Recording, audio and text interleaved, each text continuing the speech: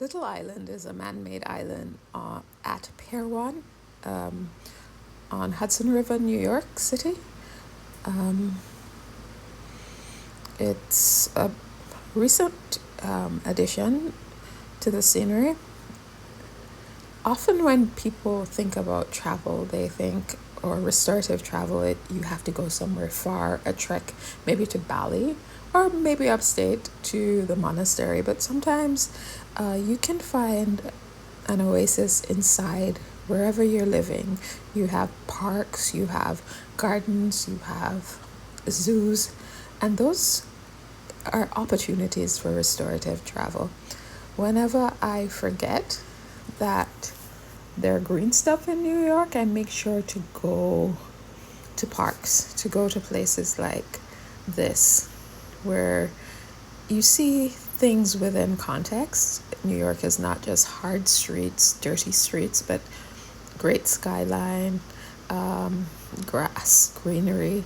And for me, it's an opportunity of restoration. Yes, it's just a walk.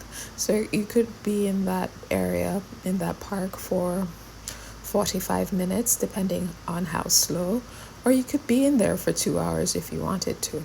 It just depends on the time you have and the willingness that you have to use the area in a restorative way and take time to reflect. So the point of this is that some people think, I can't enjoy any of those things because I don't have money. Well, to be honest, if you have zero money, you could not pay the fare, even if you live in New York City, to come here. So I'm not being unrealistic. I'm just telling you that within spaces, regardless of where you are, there's somewhere that you could walk, even if it's on your block, to look at the trees, to look at somewhere that gives you a sense of peace, gives you a sense of everything is not chaos, everything is not bad. Because that is the thing that we need to sometimes.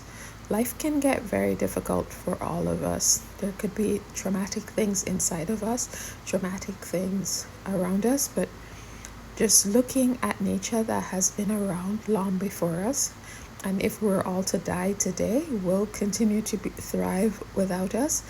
It puts you in context, but it also puts your problems in context, and it gives you this sense of hope that they've survived regardless of the harsh stuff that we have done to destroy them.